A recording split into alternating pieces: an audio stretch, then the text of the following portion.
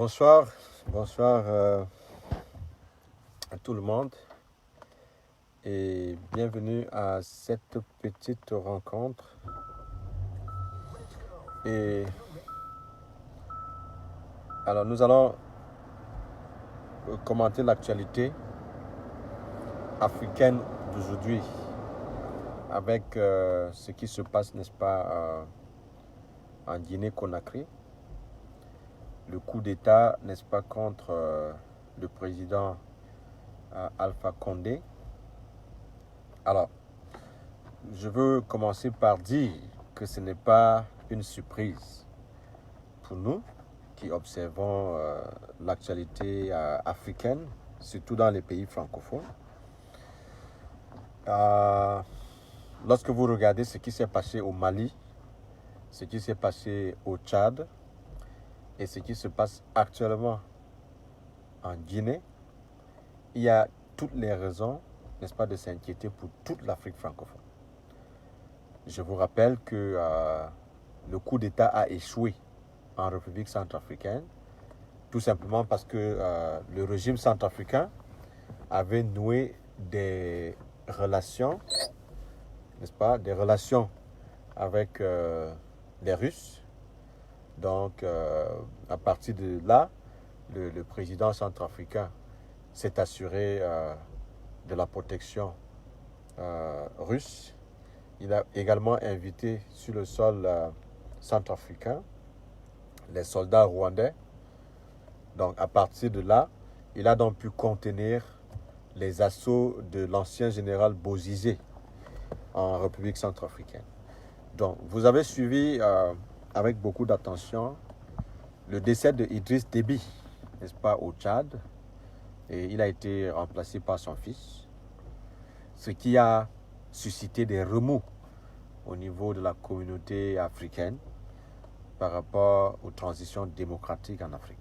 Il y a eu beaucoup d'inquiétudes par rapport à cela, et cela devrait nous réveiller au Cameroun, parce que lorsque nous faisons ce genre d'analyse, c'est toujours par rapport à notre pays. Parce que nous savons en sociologie, les mêmes causes produisent les mêmes effets. Et par le passé, nous avions été habitués, n'est-ce pas, à des révisions perpétuelles des constitutions pour maintenir des dirigeants africains, parfois très mal élus. Mais le résultat, n'est-ce pas, de ces trafics des constitutions africaines, c'est généralement les soulèvements populaires, comme ce que nous avons vécu au Burkina Faso, n'est-ce pas, ou bien ce que nous avons vécu en Tunisie avec Ben Ali. Bon, tout cela ne rassure personne sur le plan de la stabilité des institutions en Afrique. Quand on ajoute à cela le redéploiement de l'armée américaine en Afrique, c'est-à-dire qu'après le retrait abrupt des États-Unis d'Afghanistan, les États-Unis seront à la recherche des nouvelles sources de matières premières. Et éventuellement, ça sera en Afrique. Donc, lorsque vous regardez ce qui se passe dans les pays, n'est-ce pas, de l'Afrique de l'Ouest, on a commencé avec la déstabilisation de Mohamed Kadhafi en Libye. Et la frappe, n'est-ce pas, de la Libye était destinée à faire exploser, n'est-ce pas, les munitions de ce pays-là. Et à partir de ça, vous avez commencé à entendre parler des mouvements terroristes en Afrique, c'est-à-dire à la chute de Kadhafi. Ces armes, n'est-ce pas, se sont dispersées dans le Sahel. Et on a commencé à vous parler de la lutte contre le terrorisme. Ce qui veut dire que tous les pays du Sahel ont été touchés par la chute de Kadhafi. Alors, l'assassinat, n'est-ce pas, de Idriss Déby contribue également à menacer, n'est-ce pas, la stabilité de tous ces pays à la lisière, n'est-ce pas, du Sahel. Donc, quand on regarde tout cela sur le plan géostratégique, la première question que l'on doit se poser, c'est que comment on arrive donc à ces coups d'État du palais. Parce que habituellement, pour un coup d'État, par le passé, il fallait assassiner des gens. Mais aujourd'hui, on fait simplement incursion à l'intérieur du palais, on arrête le président. Il n'y a pas de fusion de sang, n'est-ce pas? Comme c'est le cas aujourd'hui avec le président Condé. Il a été carrément pris comme un vulgaire enfant au quartier. Et aujourd'hui, il est détenu par les putschistes. Et quand on regarde tous ces responsables militaires, on constate que la plupart, n'est-ce pas, fait des formations soit en France ou aux États-Unis. Vous comprenez? Je veux vous expliquer là des subtilités stratégiques qu'il faut très bien comprendre. Parce que nous, en Afrique, on est émotionnel. On est souvent plus enclin à se plaindre de l'Occident sans comprendre quels sont les enjeux dans ce genre de tractation. Nous nous plaignons aujourd'hui des dictateurs qui ont passé beaucoup de temps au pouvoir parce qu'ils ont été éventuellement maintenus par les Occidentaux.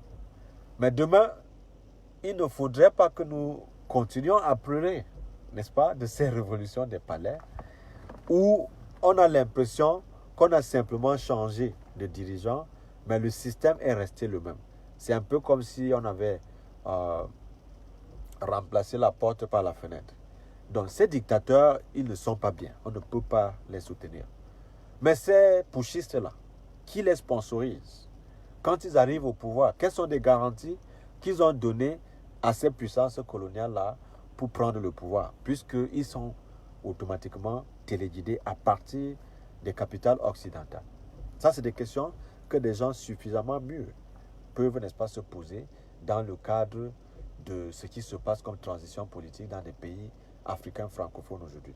Donc, ce que nous sommes en train de dire, c'est que le fait que les Africains ne travaillent pas pour renforcer leur société civile, pour créer des pesanteurs qui empêchent la prise de pouvoir par les armes sous forme de coup d'État et qui découragent la manipulation des constitutions pour faire éterniser, n'est-ce pas, des dirigeants forts qui ne veulent pas quitter le pouvoir.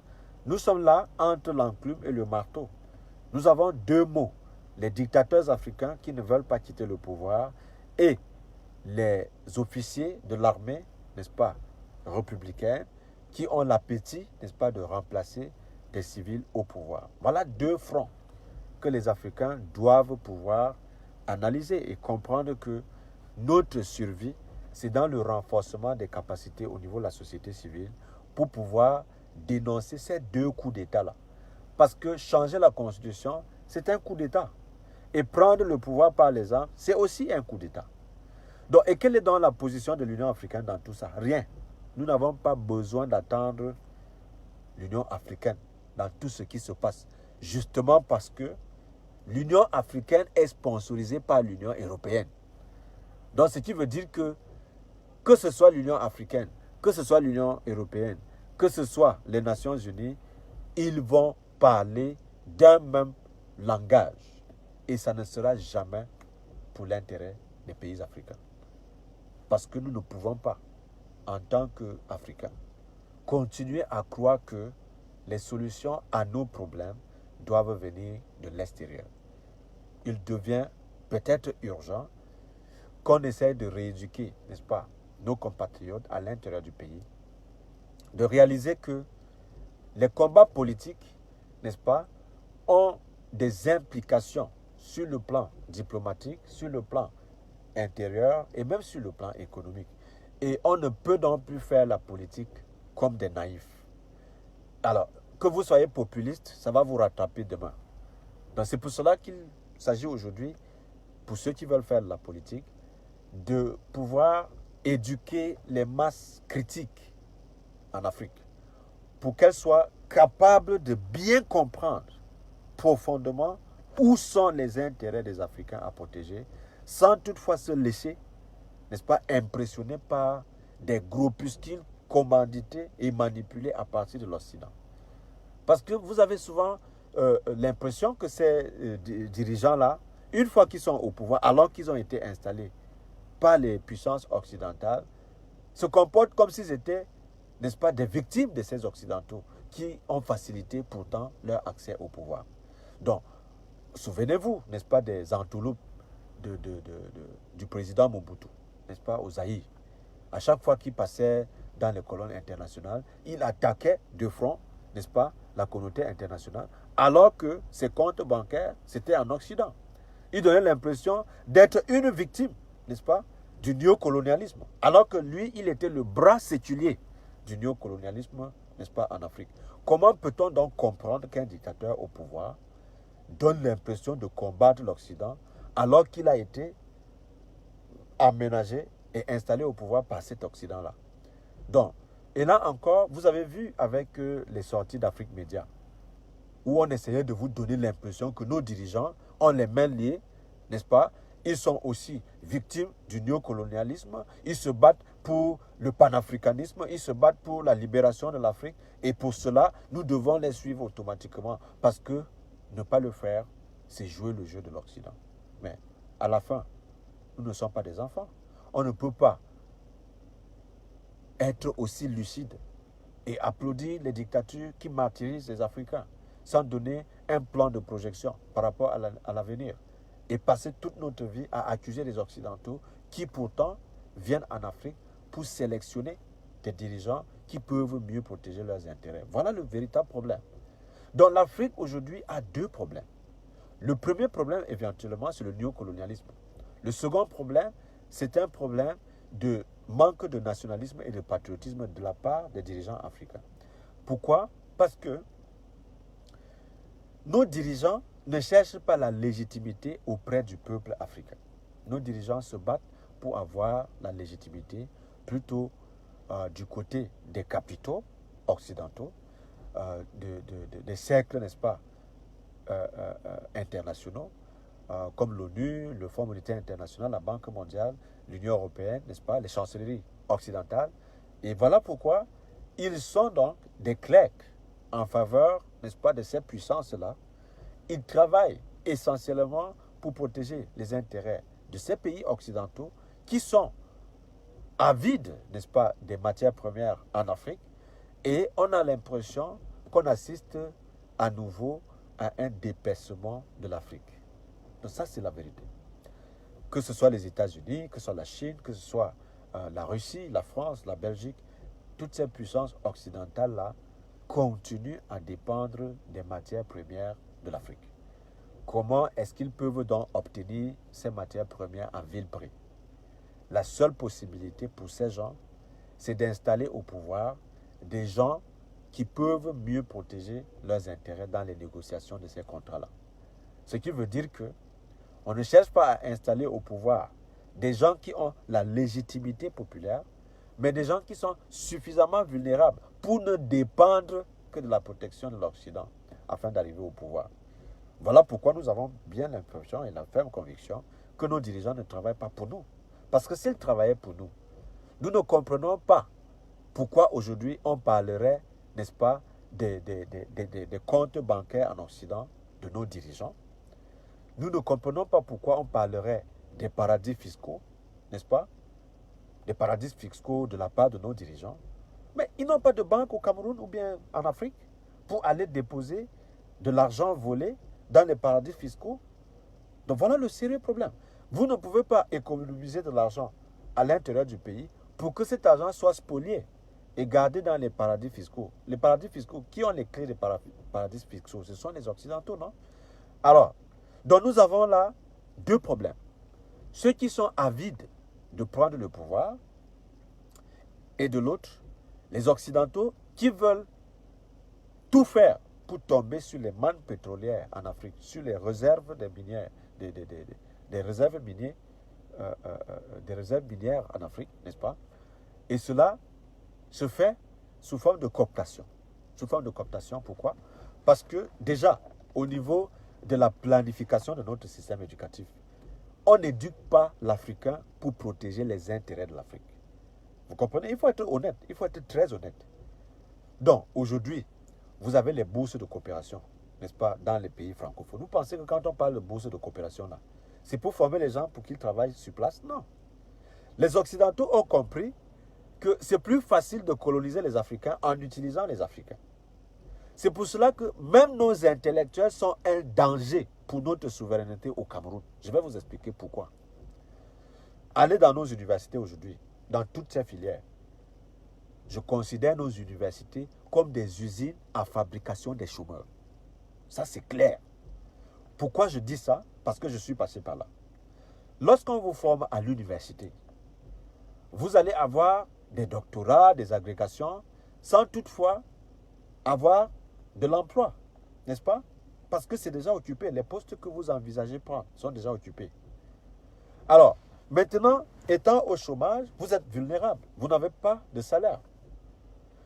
Les bourses de coopération, donc, interviennent comme une faveur, alors qu'en réalité, ces bourses de coopération contribuent à la fuite des cerveaux.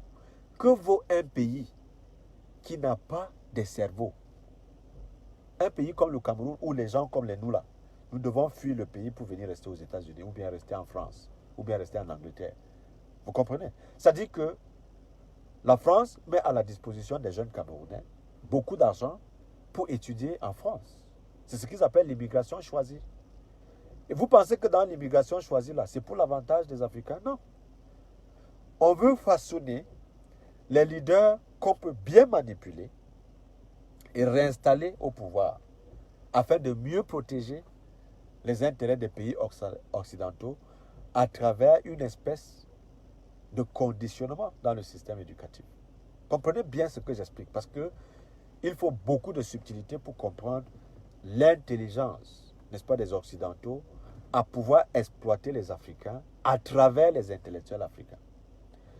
Alors, voilà un président comme Macron. Il arrive au pouvoir, il fait les tours en Afrique pour donner l'impression que lui ne va pas faire comme ses pères, comme ses prédécesseurs.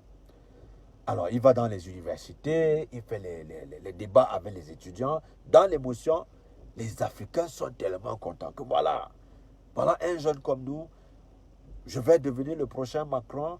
Il ne sera plus comme les anciens présidents français parce qu'il est décomplexé et il va peut-être aider l'Afrique. Non, aucun président français ne viendra aider l'Afrique. Aucun.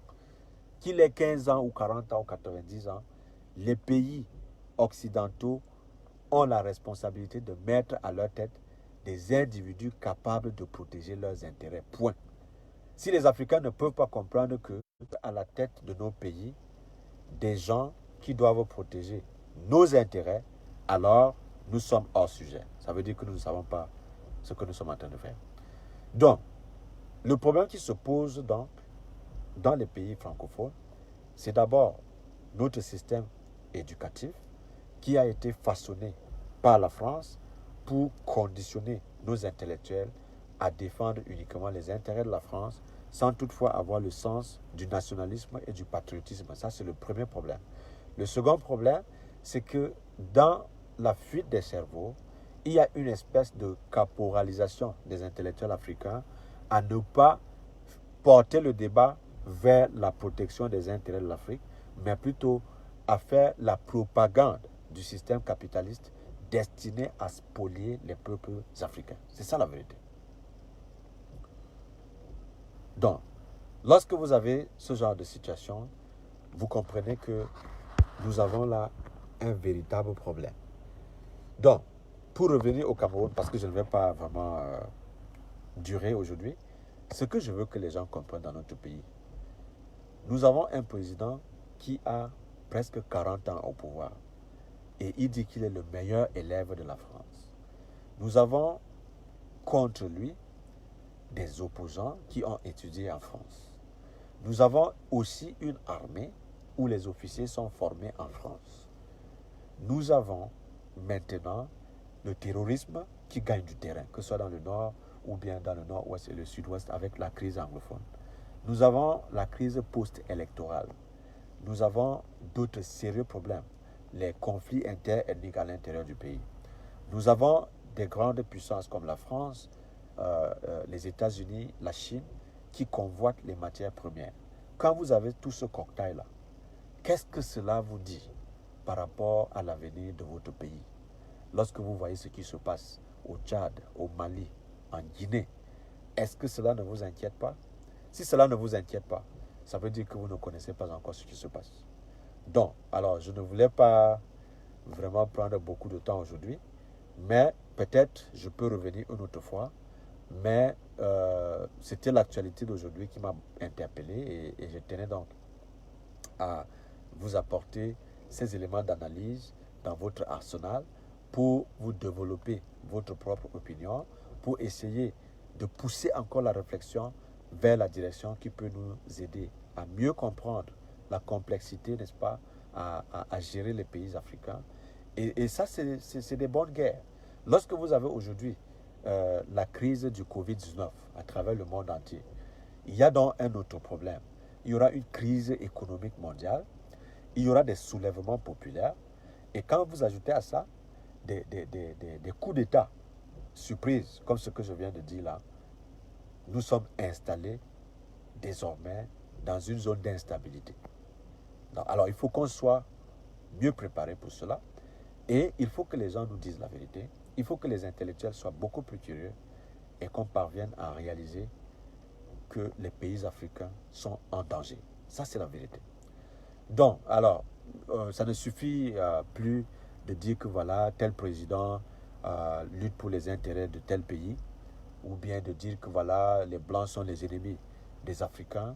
Ça ne suffit plus de faire des discours populistes sur le panafricanisme.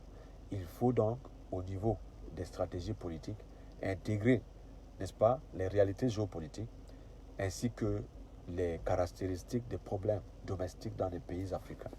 C'est un problème complexe. Voilà pourquoi, à chaque fois, nous avons envie d'ouvrir les yeux, n'est-ce pas, des Africains sur ces questions-là, en sorte qu'ils aient la possibilité de mieux appréhender la situation pour développer des paradigmes beaucoup plus sophistiqués, avec beaucoup d'intelligence, qui intègrent la diplomatie, les programmes économiques fiables, la formation des masses critiques et aussi, n'est-ce pas, le renforcement des capacités au niveau de la société civile pour donner la possibilité à jouer le contrepoids dans des situations aussi confuses que nous vivons, que ce soit au Tchad, au Mali ou bien en Guinée.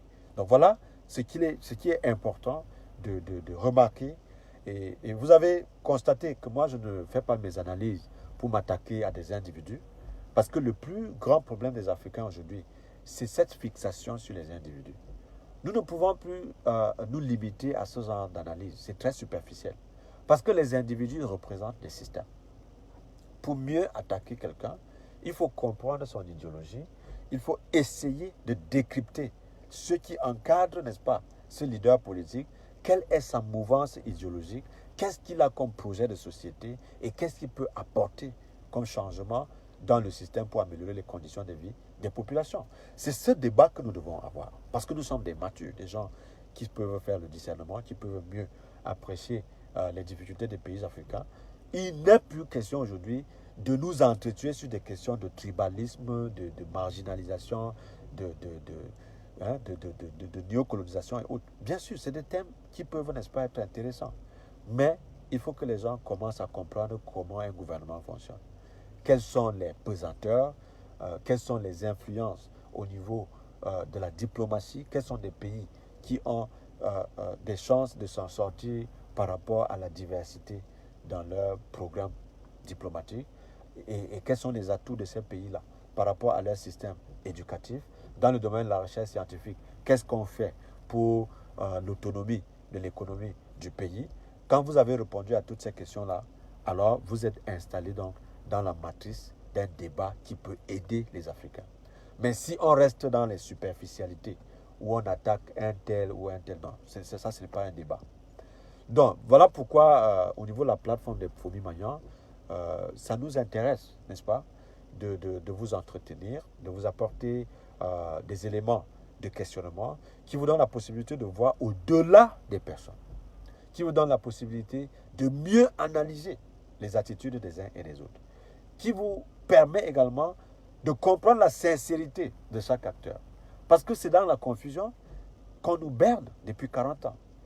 Vous comprenez? Tantôt les Africains sont mobilisés en faveur du panafricanisme, tantôt ils deviennent des nationalistes, tantôt ils deviennent je ne sais quoi. Donc, et dans ces confusions-là, les Occidentaux profitent pour mieux nous diviser afin de mieux nous exploiter. Regardez un peu la situation de la République démocratique du Congo. Le Rwanda, l'Ouganda sont des pays frontaliers de ce pays-là, qui ont été utilisés par les Occidentaux pour des sales besognes. Vous comprenez? Alors, il y a eu plus de 8 millions de morts en République démocratique du Congo, quand on vous parle des conflits des Grands Lacs. Vous comprenez? Les Africains doivent pouvoir analyser ce genre de conflit pour mieux appréhender les stratégies politiques que nous devons adopter de manière endogène pour éviter ce genre de catastrophe. Les Occidentaux savent que nous sommes sensibles à la question tribale. C'est pour cela que les rapports de la CIA relèvent cela tout le temps. Ce qui veut dire que ne nous laissons pas prendre dans le piège de l'ambition politique pour nous détruire. Parce que si vous voulez devenir président à tout prix et peut-être à tous les prix, vous risquez d'être instrumentalisé comme un élément de proxy pour engager une guerre folle qui ne va jamais s'arrêter. Prenez le cas de l'Afghanistan. C'est un pays qui est en guerre depuis 60 ans. Et à chaque cycle, les guerres reprennent à zéro. Donc quand nous nous mobilisons contre la guerre, les gens pensent que c'est des discours qui n'ont pas de sens. C'est parce que nous savons que chaque guerre s'effectue par cycle. Et dès que vous êtes lancé dans un cycle de guerre, il devient parfois impossible d'arrêter le cycle. Celui qui s'avère vaincu aujourd'hui peut se préparer demain et revenir. Et c'est ainsi que les cycles de violence peuvent être perpétrés, n'est-ce pas, contre nos pays africains. Et qui a l'avantage dans cette situation-là? Les pays occidentaux. Parce que ce sont eux qui fabriquent les armes. Ce sont eux qui ont les banques. Ce sont eux qui confectionnent les plans d'ajustement structurel. Et à la fin, nous ne sommes que les gibiers que eux y manipulent à dessein pour mieux contrôler notre sous-sol. Pendant ce temps, nos enfants ne vont pas à l'école. Pendant ce temps, nos femmes sont violées. Pendant ce temps, nos matières premières sont exactement ce qui se passe au sommet de l'État. Donc, je pense que des situations comme ça peuvent plutôt nous aider à mieux appréhender les enjeux pour développer des discours assez responsables qui soient capables de protéger d'abord la vie des Africains. Parce que la vie, c'est important. Quel que soit le degré de développement que vous voulez apporter à votre pays, songez dans votre projet de société de mettre l'être humain au centre de l'action politique. Ne nous laissons pas embarquer, n'est-ce pas, dans des ambitions démesurées qui peuvent nous détruire. C'est ça le véritable problème des Africains. Oui, si vous voulez devenir président, c'est pour nous amener où? Ça, c'est des questions que les gens peuvent se poser. Si vous rêvez d'être président, qu'est-ce que vous faites, n'est-ce pas, comme travail pour nous éduquer à adopter votre pensée révolutionnaire? Qu'est-ce que vous faites pour nous protéger dans le processus? Quelles sont les garanties que vous nous apportez par rapport à notre dépendance vis-à-vis, n'est-ce pas, des pays occidentaux? Voilà autant de questions. Donc, pour dire que ceux qui sont parfois impressionnés par les CV et autres doivent réaliser qu'il y a des difficultés,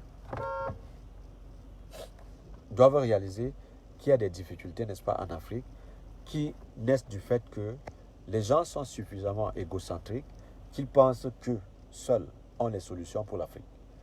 Alors, ma démarche, personnellement, est une démarche collective qui embrasse la logique de la démocratie participative où nous pouvons travailler ensemble pour parvenir à sortir nos pays africains dans des situations complexes que nous vivons aujourd'hui. Donc, le Mali doit nous informer, ainsi que la Guinée, ainsi que le Tchad, par rapport aux options que nous avons à envisager dans le futur. Il ne s'agit plus aujourd'hui de réagir de manière émotionnelle. Les Africains doivent cesser de réagir. Nous devons plutôt être des acteurs que de réagir à chaque fois. Parce que lorsque vous réagissez par rapport à un événement, vous ne pouvez pas être efficace. Or, quand vous planifiez, n'est-ce pas, votre développement, quand vous planifiez votre système politique, il y a moins de chances aux Occidentaux de vous manipuler. Mais quand vous réagissez, c'est eux qui ont toutes les cartes. Ils viennent avec les armes, ils viennent avec de l'argent, ils vous proposent un plan et vous suivez leur plan sans savoir où cela va vous amener, jusqu'à ce que vous tombiez dans une guerre civile. Pourtant, c'est un truc préparé d'avance. On vous embarque n'est-ce pas, dans l'aventure qui va vous détruire, même 40 ans après. Les Kadhafi et autres, là, c'est des gens qui ont été dans le payroll, n'est-ce pas, de la CIA. Ça, c'est clair. Les Hissène Habré que vous voyez là, si on vous dit que c'est des gens qui étaient payés par les Occidentaux, vous n'allez pas croire. Pourtant, c'était des dirigeants africains. Parce que, justement, il fallait utiliser les gens pour servir le système. Et à la fin, ce qui arrive, c'est des milliers de morts sur le sol africain. C'est la crise économique parce que la guerre ne construit absolument rien. Regardez un peu ce qui se passe dans le nord-ouest et le sud-ouest. Qu'est-ce qui empêche les autorités camerounaises de faire arrêter la machine de guerre? Non, ils ne peuvent pas parce qu'ils dépendent de la volonté de la France. Si la France décide aujourd'hui que la guerre dans le nord-ouest et le sud-ouest s'arrête, ça va s'arrêter. Hein? Parce que c'est eux, en France, qui décident de la nature du gouvernement au Cameroun, qui décident de qui doit diriger le Cameroun et qui décident même des questions de souveraineté au Cameroun. Vous voyez par exemple un stade qui, comme le stade Olympe, depuis 12 ans, on n'a pas fini ce stade-là. Le jour qu'on doit jouer là-bas, le ministre et le président de la fédération, ils font un communiqué pour dire que voilà, les journalistes privés ne vont pas intervenir là-bas parce qu'ils luttent contre le Covid-19, quelque chose de ce genre. Et la CAF sort et fait un communiqué pour contrarier tout un gouvernement et toute une fédération. Qui intervient en secousse, c'est plutôt l'ambassadeur de la France. Et dans ce cas, on ne parle pas de l'ingérence de la France dans les affaires intérieures du Cameroun. S'il avait plutôt parlé contre le gouvernement, tout le monde allait sauter dans l'émotion pour parler de l'ingérence de la France dans les affaires intérieures du Cameroun. Donc vous voyez que nous avons des sérieux problèmes. C'est ce genre de contradiction que je veux que nos compatriotes essayent d'analyser pour comprendre que on ne se développe pas avec les atouts des autres pays. On ne se développe pas avec les systèmes éducatifs importés ailleurs. On ne se développe pas avec des idéologies confectionnées dans des chancelleries occidentales. On se développe avec ses propres moyens, avec sa propre politique éducative, avec son plan, n'est-ce pas, économique, propre, qui tient compte, n'est-ce pas, de nos atouts sur le terrain. Voilà la vérité. Nous ne pouvons pas être des pays agricoles et adopter une habitude de consommation des pays industrialisés très avancés. Ça, c'est tout simplement la folie. Parce que nous n'avons pas de devise, n'est-ce pas, pour accompagner ce genre de folie. C'est-à-dire que nous laissons les tubercules, l'agriculture et tout, qui devraient, n'est-ce pas, nous donner l'autosuffisance alimentaire pour importer du riz, pour importer les trucs de consommation qui sont fabriqués en Occident. Alors, quand nous nous comportons comme ça, nous nous tuons dans le processus. Nous nous appauvrissons de cette façon. Alors, quand nous avons les habitudes, n'est-ce pas, de consommation sur le plan éducatif de tout ce qui vient de l'extérieur, nous avons des livres qui sont faits en France, en Angleterre, aux États-Unis, et vous comprenez combien nous dépensons dans nos systèmes éducatifs, alors que notre système éducatif est extraverti, c'est-à-dire vers des valeurs qui ne sont pas propres à l'Afrique. Nous formons donc des intellectuels qui ne peuvent pas servir notre système, mais qui doivent plutôt être des esclaves dans des systèmes capitalistes. Voilà autant de problèmes. Quand nous envoyons nos compatriotes dans des chancelleries occidentales, devenir des experts à la Banque mondiale, au Fonds monétaire international et bien dans d'autres cellules internationales, c'est pour leurs propres intérêts, ce n'est pas pour défendre les intérêts de l'Afrique. Ils approuvent des programmes d'ajustement structurel qui vont tuer les Africains parce qu'ils ont leur salaire. Ils n'ont absolument rien à foutre de ce que nos parents peuvent vivre sur le terrain. Alors, quand on n'a pas compris cela, on est impressionné par les discours officiels, par la propagande de ces systèmes, et on tombe dans le coup du néocolonialisme qui est un système englobant. Et là, on ne peut pas s'en sortir. Ceux qui tentent de lever la tête sont exécutés ou bien sont carrément marginalisés. Et voilà la réalité. Donc, c'était donc pour vous dire que nous avons besoin des penseurs qui ont l'esprit ouvert, qui comprennent la complexité de ces questions-là, qui analysent mieux les enjeux et qui sont capables de fédérer un maximum d'Africains conscientisés, capables de se mobiliser pour imposer aux Occidentaux un peu de respect par rapport à nos intérêts. Alors, on ne peut arriver à ce résultat que si on cesse, n'est-ce pas, de s'entretuer, dans des querelles intestines qui n'apportent absolument rien dans la vie de chaque Africain. Donc voilà, comme je disais, je ne vais pas vraiment durer aujourd'hui. C'était ce que je tenais à vous dire. C'est ce coup d'État qui m'inspire, n'est-ce pas, ces interrogations-là. Et nous allons revenir, n'est-ce pas, prochainement avec d'autres éléments pour vous ouvrir les yeux. Mais c'était bien déjà de vous apporter quelques questionnements par rapport à cette situation pour vous ouvrir les yeux, n'est-ce pas, dans les prochains jours. Donc vous allez découvrir beaucoup de choses. Nous allons vous faire des révélations euh, intéressantes, en sorte que vous ayez la possibilité de mieux analyser les faits, sans toutefois tomber dans le piège de la manipulation. Merci donc de votre aimable attention et vous passez une très bonne soirée. C'est le docteur Abdoulaye Lazine Chari. Bonne soirée.